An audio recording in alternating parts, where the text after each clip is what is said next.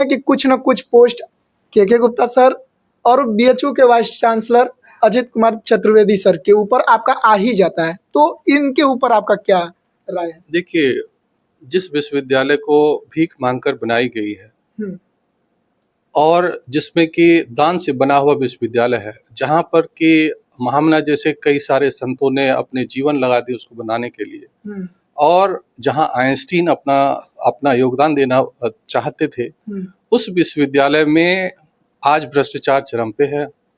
Medical superintendent के गुप्ता जी के ऊपर कोई आरोप नहीं है, अपराध साबित है। अपराध क्या है? ब्लड बैंक में उन्होंने भ्रष्टाचार किया है, वो अपराध साबित है, इसलिए वो एक अपराधी है।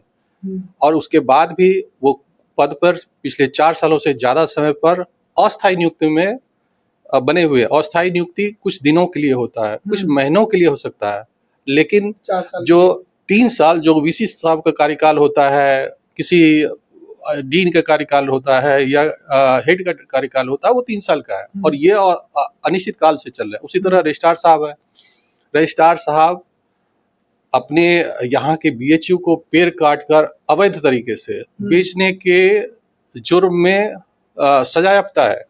उन पर दंड 5 लाख का इस वजह से दिया गया है। वैसे आदमी भी 4 साल से ज्यादा समय से अपने पोस्ट पर बैठे हुए हैं। उसके बाद कुलपति जी हैं। कुलपति जी यहाँ आने से पहले रुड़की के डायरेक्टर साहब थे और वहाँ जैसे ही वो ज्वाइन किए, इनके ज्वाइन करते ही लगातार रुड़की के सरकारी धन जो है वो 3 सालों तक, इनके ज्वाइन करने के तुरंत बाद शुरू होता है सरकारी धन निजी खाते में, एक क्लर्क के उपाध्याय जी थे उसके खाते में जाना शुरू हो जाता है।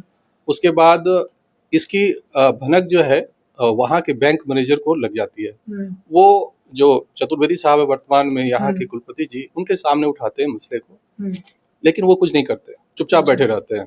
उसके बाद वहाँ एक मनपाल शर्मा नामक एक विसिल ब्लोअर थे जो अपराध के विरुद्ध बोलते थे।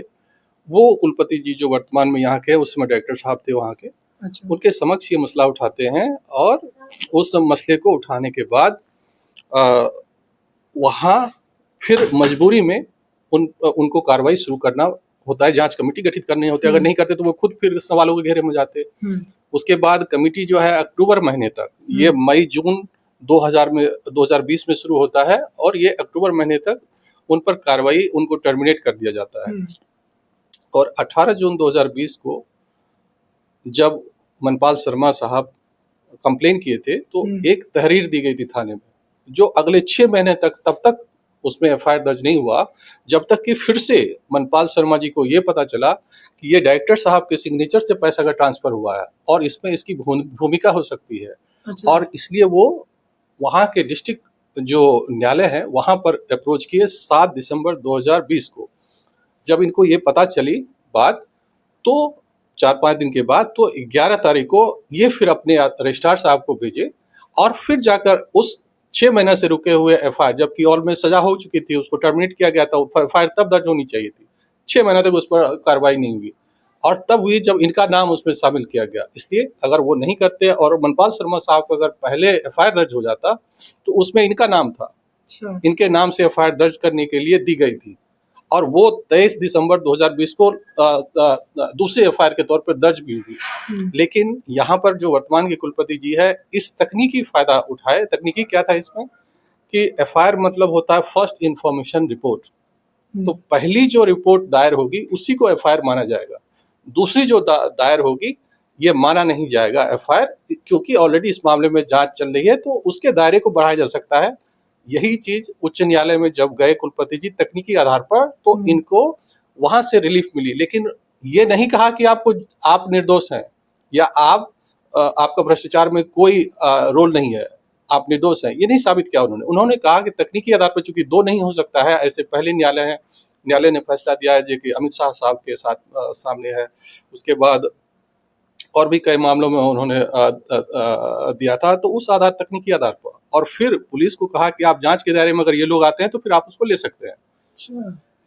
और उसके बाद भी आप जानते हैं कि पुलिस जांच को कैसे प्रभावित किया जाता है। इनका चूंकि एफआईआर में दर्ज नहीं था नाम, तो जांच के दायरे इस पर पहुंचा नहीं और न्यायालय ने प्रथम दृष्टया उस साक्ष्य के आधार पर दूसरा एफआईआर दर्ज कराने के लिए कहा था, ये निर्देश दिया था। तो ये बताता है कि दो चीजें, एक तो 13 ट्रांजैक्शन 3 सालों तक आपको पता नहीं चला कि सरकारी धन निजी खाते में जा रहा है। दूसरा कि बैंक मैनेजर के कहने के बाद भी आपने कोई कार्रवाई नहीं की।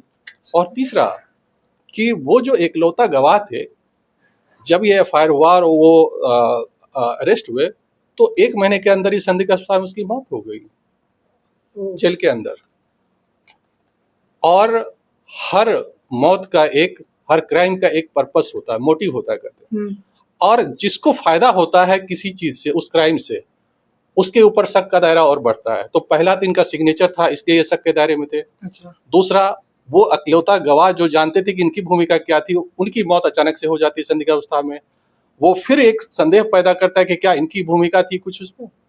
और क्योंकि उसके मरने से सबसे ज्यादा लाभ तो इन्हीं को हुआ, ये निर्दोष साबित हो गए, तो क्या उसमें इनकी भूमिका थी? तो ये प्रश्न जो है अभी भी अनुत्तर है। ये किसी माननीय न्यायालय ने ये नहीं कहा कि इनकी कोई भूमिका नहीं थी। अच्छा। तो यानी कि इनकी जो निष्ठा है, ईमानदारी है, वो दोनों ही संदेह के घेरे में है।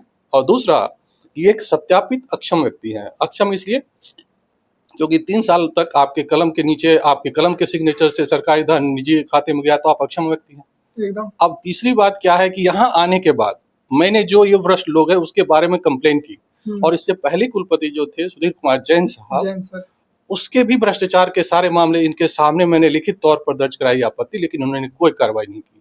तो अच्छा। इसका मतलब है कि आपकी भी मिलीभगत है, उसको संरक्षण दिया आपने उस भ्रष्टाचार को अभी तक संरक्षण देके रखा है। तो पहले की जो आपका बैकग्राउंड था वो आज भी लागू है, इसीलिए ये लिखा जाता है। ऐसे नहीं कि कोई किसी के, हम एक भी चीज बिना तथ्यों के आधार पर नहीं लिखते हैं। हमारे पास सारे तथ्य होते हैं, तभी मैं किन्हीं के बारे में लिखता हूँ। तो ये सब इनके बारे में तथ्य है, इन तीनों ही व्यक्ति के, इसलिए इनके बारे में लिखता हूँ। अच्छा।